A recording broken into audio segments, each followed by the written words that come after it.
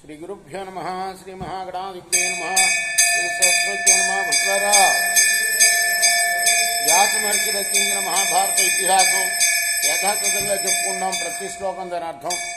ఇందులో భాగంగా నిన్నటి వరకు ఆది సభారణ్య విరాట ఉద్యోగ భీష్మ ద్రోణ కర్ణ శల్య సౌప్తిక స్త్రీ పర్వాలనే 11 పర్వాలు పూర్తి చేసి 12వ పర్వంలోని శాంతి పర్వంలో 26వ అధ్యాయం వరకు చెప్పుకున్నాం. ఈ రోజున 27వ అధ్యాయం నుండి అధ్యాయాన్ని చెప్పుకుందాం. చెప్పుకునే ముందు వ్యాస భగవాను ప్రార్థన చేసుకుందాం. వ్యాసాయ విష్ణు రూపాయ వ్యాస రూపాయ విష్ణవే నమో వై బ్రహ్మనిదయే వాసిష్ఠాయ నమో నమః. నారాయణం నమస్కృత్య నరం చైవ నరోత్తమం దేవీం సరస్వతిం వ్యాసం తతో జయముదీరయే. సమర్థ సద్గురు సాయినాథ్ మహారాజ్ కీ జయ. యుధిష్ఠిర ఉవాచ అభిమన్యౌ హతే బాలే ద్రౌపద్యాస్తనయేషు చ దృష్టజుమ్నే విరాటే చ ద్రుపదే చ మహీపతౌ వృషసేనే చ ధర్మజ్ఞే దృష్టకేతౌ తు పార్థినే తథాన్యేషు నరేంద్రేషు నానాదేశ్యేషు సంయుగే సచ ముంచతి మాం శోకః జ్ఞాతి ఘాతి సమాతురం రాజ్య కాముకముజ్జగ్రం స్వవం సోచ్ఛేది కారణం. ధర్మరాజు అన్నాడు, బాలుడైన అభిమన్యుడు, ఉప పాండవులు, దృష్టజుమ్నుడు, అలానే విరాటుడు, ద్రుపద మహారాజు, కర్ణుడు, దృష్టకేతువు, ఇంకా అనేక దేశాల రాజుల్ని యుద్ధంలో చంపుకొని బాధపడుతున్నాను నేను. రాజ్యకామంతో ఈ పనులు చేశాను. నేను పరమ భయంకరమైన పాపం చేశాను. వంశం నాశనం చేశాను. ఆ పాపం అంతా కూడా నన్ను పట్టి పీడిస్తూ ఉన్నది. యస్యాంకే క్రీడమానేన మయా వై పరివర్తితం సమయా రాజ్యలుబ్ధేన గాంగేయో యుధి పాతితః. చిన్నతనంలో ఎవరి ఒళ్ళో కూర్చొని అటు ఇటు హాయిగా దొర్లాను, అదుగో ఆ పితామహుడు భీష్ముణ్ణి నేను యుద్ధంలో పడగొట్టాను. యదాహ్యేనం విఘాన్నంతం అపశ్యం పార్థ సాయకై కంపమానయధావజ్జై ప్రేక్షమాణం శిఖండినా జీర్ణసింహమివ ప్రాంశు నరసింహం పితామహం కీర్యమాణం సరై దృష్ట్వా భృశం మే వ్యధితం మనః.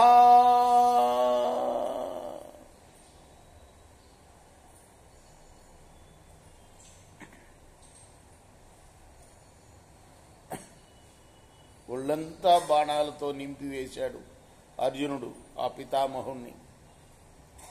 ఆ స్థితిలో ఆయన్ని చూసి నా మనసు విలవిల్లాడిపోయింది. ప్రాముఖం సీతమానం చారథే పరరథారుజం ఘార్ణమానం యథా శైలం తదా మే కస్మిలో భవత్. శత్రురాజుల్ని పిండి పిండి చేశాడు నా పితామహుడు. అటువంటి వాడు సుడిగాలిలాగా తిరిగి పడిపోతూ ఉంటే చూసి నా మనస్సు చలించిపోయింది. యహసా బాణ ధనుష్పాణి యోధయామాస భార్గవం బహూన్యహాని కౌరవ్యః కురుక్షేత్ర మహాన్ రుధే సమేతం పార్థివం క్షత్రం వారణాస్యన్నదీసుదః కన్యార్థమాహ్వయద్వీరః రథేనైకేన సంయుగే ఏన చోగ్రాయుధో రాజా చక్రవర్తి దురాసదః దగ్ధశ్చాస్త్ర ప్రతాపేన సమయాయుధి ఘాతితః. ఎక్కువగా ధర్మరాజు బాధపడుతుంది పితామహుడు గురించే, భీష్మ పితామహుడు గురించి. తండ్రి లేకపోయినా ఆదరించి చిన్నపిల్లల దగ్గర నుంచి పెంచాడు ఆయన. ఒళ్ళో కూర్చున్నారు, ఆడుకున్నారు. అటువంటి ఆ భీష్ముణ్ణి చంపామే అన్న బాధ ఎక్కువగా బాధిస్తుంది ఆయన్ని. పరశురాముడితో కూడా పోరాడిన మహావ్యక్తి ఆయన భీష్మ పితామహుడు. ఆ మహానుభావుడు కన్యల కోసం ఏకమైన రాజులందరినీ కూడా తను ఒక్క రథం మీదనే నిలబడి ఓడించేశాడు.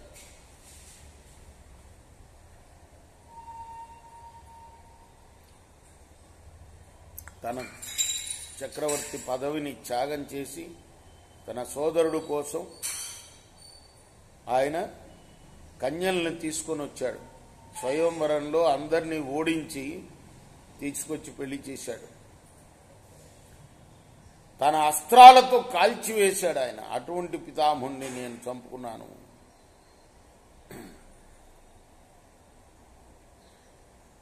స్వయం మృత్యుం రక్షమాణ పాంచాల్యం యః ఖండినం న బాణై పాతయామాస సోర్జునేన నిపాతితః.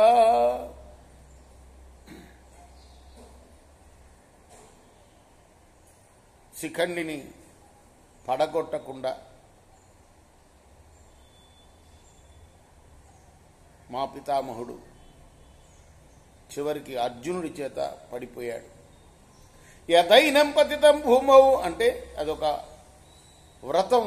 ఆయన స్త్రీలని కొజ్జాలని వాళ్ళని సంహరించకూడదని అడ్డం వచ్చాడు.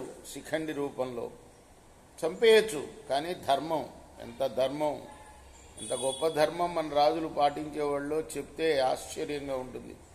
వ్యాసుడు కూడా ధర్మరాజుకు ఒక కథ చెప్పాడు. రాజధర్మం చాలా గొప్పదయ్యా, రాజు దండించడం వల్లనే ప్రజలందరూ సుఖంగా ఉంటారు.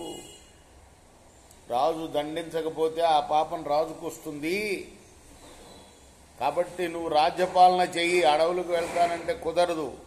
రాజ్యంలో అందరూ ప్రజలు క్షేమంగా ఉండాలంటే నువ్వు ధర్మరాజువి, ధర్మాన్ని బాగా నిలుపుతావు అని ఒక కథ చెప్తాడు.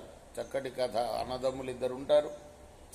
తమ్ముడు అన్న ఇంట్లో ఒక మామిడి పండు కోసుకుంటాడు అడగకుండా. అన్నయ్య ఇట్లా మామిడి పండు కోసుకొని తిన్నాను అంటే, చాలా దొంగతనం కదా అది. అంటే అన్న ఇంట్లో మామిడి చెట్టుకి పండిన పండు కోసుకున్నా దొంగతనంగా మనం భావించే సంప్రదాయం మనది. అంత గొప్ప సంప్రదాయం. దొంగతనం కదా. వెంటనే రాజు దగ్గరికి వెళ్ళి నీ తప్పు చెప్పుకొని శిక్ష వేయించుకోరు. రాజు దగ్గరికి వెళ్తా, అయ్యా మీరు వేదాంగ పండితులు, మిమ్మల్ని నేను క్షమిస్తున్నాను, రాజుగా నాకు క్షమించే అర్హత కూడా ఉంది, క్షమించే పవర్ కూడా ఉంది నాకు అంటే, లేదు మీరు నాకు శిక్ష వేయాల్సిందే, శిక్ష పడితేనే నా తప్పు పోతుంది అంటాడు ఆ పండితుడు. అన్నదమ్ముల్లో ఇద్దరు కూడా వేదాంగాలు చదువుకున్నవాడు. చేతులు నరికేస్తారు. ఇప్పటికి కూడా కొన్ని మన ప్రపంచ దేశాల్లో కొన్నిట్లో అట్లా దొంగతనానికి చేతులు నరికే శిక్షలు ఉన్నాయి. అట్లా ఉంటేనే మరి దొంగతనాలు లేకుండా హాయిగా బతుకుగలుగుతారు ప్రజలు. అలా నరికించుకుంటాడు ఆయన. ఆ చేతులు నరకండి మీరు అని. అటువంటి ధర్మం ధర్మరాజుకు చెప్తున్నాడు. మహానుభావ ధర్మరాజు చెప్తున్నాడు, స్వయం మృత్యు రక్షమాణ పాంచాల్యం యః శిఖండినం. శిఖండిని చంపకూడదు, కొజ్జాని చంపకూడదు అనే ఉద్దేశంతో అర్జునుడిని చంపలేకపోయావు నా తాత. అంత గొప్ప మహానుభావుడు. యదైనం పతితం భూమం అపశ్యమృద్రోక్షితం తదైవాని విశత ఉగ్రహ జరోమాం మునిసత్తమా. అప్పుడే, ఎప్పుడు భీష్ముడు పడిపోయినప్పుడే, ఆయన రక్తాన్ని నేను నేలపైన చూసినప్పుడే నాకు జ్వరం వచ్చింది. ఏన సంవర్తిత బాలా ఏన స్వపరిరక్షిత సమయా రాజ్యలుబ్ధేన పాపేన గురుఘాతిన అల్పకాలస్య రాజ్యస్య కృతే మూఢేన ఘాతిత. చిన్నతనంలో మమ్మల్ని పెంచి పెద్ద చేసి కాపాడిన మహాత్ముడు ఆయన. రాజ్యలోభంతో అటువంటి మహానుభావుణ్ణి చంపుకున్నాను. ఇది గురుహంతకుణ్ణి నేను. ఆచార్యశ్చ మహేశ్వాస సర్వపార్థివ పూజిత అభిగమ్యే రణే మిథ్యే పాపేనోక్త సుతం ప్రతి. ఇక విద్య నేర్పిన గురువుని చంపుకున్నాను. రాజులందరికీ విద్యను నేర్పినవాడు ఆ మహానుభావుడు ద్రోణుడు. అటువంటి గురువు దగ్గరికి వెళ్ళి నేను ఈ ధర్మరాజు పేరు గల నేను అధర్మంగా అబద్ధం చెప్పాను, అబద్ధం చెప్పి చంపించాను ఆ మహాత్ముని ద్రోణాచార్యుడు. అశ్వత్థామ హతః కుంజరః అందరికీ తెలుసు కదా. కుంజరః అనేది ఆయనకు వినపడకుండా పక్కన అన్నాడు. అధర్మమే చేశా నేను అని చెప్తున్నాడు ధర్మరాజు. అశ్వత్థామ హతః కుంజరః. అశ్వత్థామ అనే ఏనుగు, కుంజరం అంటే ఏనుగు, ఏనుగు చచ్చిపోయింది అని చెప్పడానికి అశ్వత్థామ హతః అని పెద్దగా అనేటప్పటికీ ఒక్కసారి హతాశుడై నేల కూలిపోయాడు ద్రోణాచార్యుడు. అప్పుడు చంపారు. నిజంగా దృష్టజుమ్నుడు చంపేశాడు. అప్పటికి కూడా చంపడం కూడా కాదు, ఆయనే ప్రాణాలు విడిచాడు. నిజానికి అప్పుడు ఆ యోగం ఉండేది, ప్రాణత్యాగం చేసే యోగం. లోపల నుంచి ప్రాణవాయువుని తీసేసి బయటికి వదిలే ప్రక్రియ ఉండేది. అలా చనిపోయిన తర్వాత దృష్టజుమ్నుడు చంపుతాడు తెలిసి కూడా. అటువంటి గురువు గారిని చంపించాను నేను. కుంజరం చాంతరం కృత్వా మిథ్యోపరిచితం మాయా శుభ్రసం రాజరుద్దేనా పాపేన గురుగాతినా సత్యకంచుక మున్ముష్య మయా స గురురాఘవే అశ్వత్థామ హతైతి నిరుక్త కుంజరేహతే కాన్ లోకాన్ గమిష్యామి కృత్వా కర్మసు దుష్కరం ఘాతయంచ యత్కర్ణం సమరేష్వపలాయనం జ్యేష్ఠ భ్రాతరమచ్యుగ్రం కోమత్తః పాపకృత్తమః అభిమన్యుంచ యద్బలాయద్వాలం జాతం సింహమవాదృశ ప్రావేశయమః లుబ్ధః వాహినీం ద్రోణపాలితాం తదా ప్రభృతి విపత్సన్న శక్రోమి నిరీక్షితం కృష్ణం చ పుండరీకాక్షం కిల్బిషి భృణహాయత ద్రౌపదీం చాపి దుఃఖార్తం సంచ పుత్రైర్వినాశక్రో వినాకృతం శోచామి పృథివీం హీనాం పంచభిః పర్వతైరివ. ఇటువంటి కూడని పనులు చేసిన నేను ఏ లోకాలకు వెళ్తాను? అంతేకాదు యుద్ధంలో ఎప్పుడు వెనుదిరగని కర్ణుణ్ణి చంపించాను. నాకన్నా పాపి మరొకడు లేనే లేడు సుమా. అలానే అభిమన్యుడు ద్రోణుడు రక్షించే శానలోకి ప్రవేశించాడు. అటువంటి వాడిని రక్షించలేకపోయాను నేను. నా కొడుకుని, అంటే తమ్ముడు కొడుకైనా తన కొడుకే కదా, చిన్న పిల్లవాడిని రక్షించలేకపోయాను. అంటే అతన్ని పంపుతూ ఉంటే నేను ఊరుకున్నాను. పద్మవ్యూహం అంటారు అందులో కదా. నిజానికి చక్రవ్యూహం అని పేరు ఉన్నది భారతంలో. అదే ఎందుకు వచ్చిందో మన తెలుగులో దానికి పద్మవ్యూహం అనే పేరు వచ్చింది, కానీ భారతంలో మాత్రం చక్రవ్యూహం అని ఉంది. ఆ చక్రవ్యూహం తెలిసింది, ప్రవేశించడానికి తెలిసింది ఒక అర్జునుడికే అభిమన్యుడికే. అర్జునుడు దూరంగా ఉన్నాడు, ద్రోణుడు పన్నెండు చక్రవ్యూహం. వీళ్ళందరూ కుమ్మక్కయ్య అన్నదమ్ములు పంపిస్తారు అభిమన్యుడిని. అతనికి బయటికి రావడం తెలియదని తెలిసి కూడా అదే తలుచుకొని బాధపడుతున్నాడు ధర్మరాజు. ఇటువంటి ఘోరమైన నేరాన్ని చేశాను నేను. ద్రౌపదీంచాపి దుఃఖార్థం పంచపుత్రైర్వినాకృతం శోచాం పృథివీం హీనం పంచభిః పర్వతైరిభిః అంట. అలానే 5 కొడుకులను పోగొట్టుకుంది ద్రౌపది ఈ యుద్ధంలో. ఆమెను చూసి విలవెల్లాడిపోతున్నాను నేను.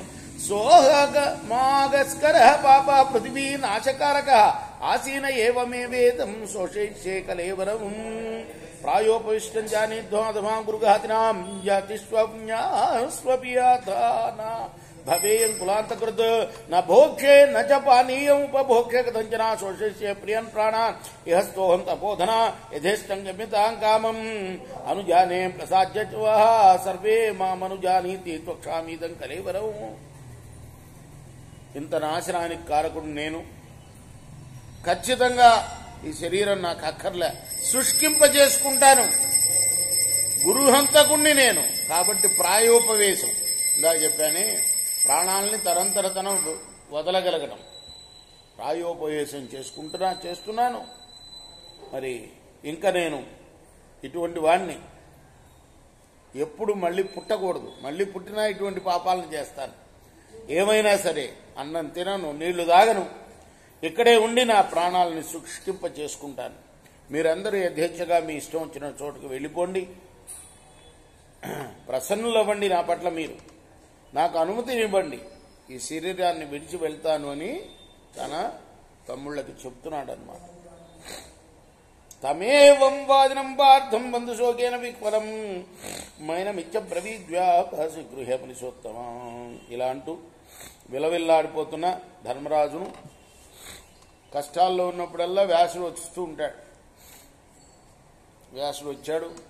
వ్యాసుడు వచ్చి ధర్మరాజుని పట్టుకుని, అలా కాదు నాయనా, అతివేలం మహారాజాన శోకం కర్తుమరసి పునరుక్తంతో వక్ష్యామి దిష్టమే తది ప్రభు సంయోగా ప్రయోగాంతా జాతానాం ప్రాణాం ధ్రువం బుద్ధుతా ఇవతో యేషు భవంతి న భవంతి చ సర్వే క్షయాంతాని చ పతానాంతా సముద్రయ సంయోగా విప్రయోగాంతా మరణాంతం హి జీవితం సుఖం దుఃఖాంతమాలస్యం దాక్షం దుఃఖం సుఖోదయం బుద్ధి శ్రీ ధృతి కీర్తి దక్షే వసతి నాలసి నాలం సుఖాయ సుహృద నాలం దుఃఖాయ శత్రువ నచ ప్రజాలమర్థేభ్య న సులేభ్యోప్యలం ధర్మం యథా సృష్టోసి కౌంతేయ ధాత్రా కర్కసు తత్కురు అత ఏవ హి సిద్ధిస్తేనే స్వం కర్మణ నృప. వ్యాసుడు వారు అన్నాడు, మహారాజా ఇంతగా నువ్వు దుఃఖించకూడదయ్యా. మళ్ళీ మళ్ళీ చెప్పేదైనా ఇంతకుముందు 2 సార్లు చెప్పాడు వచ్చి, అయినా మళ్ళీ చెప్తున్నాను విను. ఇదంతా కూడా బ్రహ్మ యొక్క ఆజ్ఞ, విధి విధానం, విధి రాసిన వ్రాత, తప్పించడానికి వీల్లేనిదయ్యా. ఈ పుట్టిన జీవుల కలయికలు ఉన్నాయే, అవి వస్తూ ఉంటాయి, పోతూ ఉంటాయి, ఎడబాటుతోటే ముగిస్తాయ్యా, తప్పదు. బుద్బుధప్రాయాలు ఇవి, నీటి బుడగ లాంటివి, నశిస్తూ ఉంటాయి ఈ ప్రాణాలు. సంపదలన్నీ కూడాను వినాశంతో ముగిస్తాయి, అభివృద్ధులన్నీ పతనంతో ముగుస్తాయి, సంయోగాలు వియోగాలతో ముగుస్తాయి. ఈ జీవితం అనేది మరణంతో ముగుస్తుందయ్యా.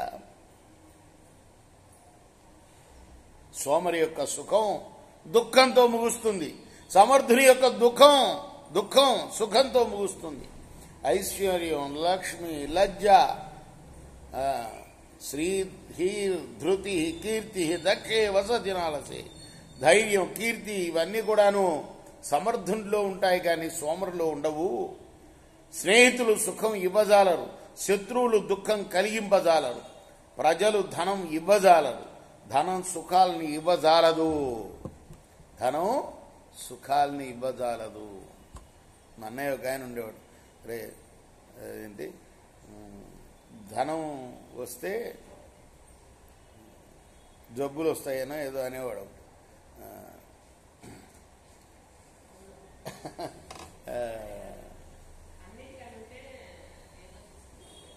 ఏదో గమ్మత్తుగా ఉంది.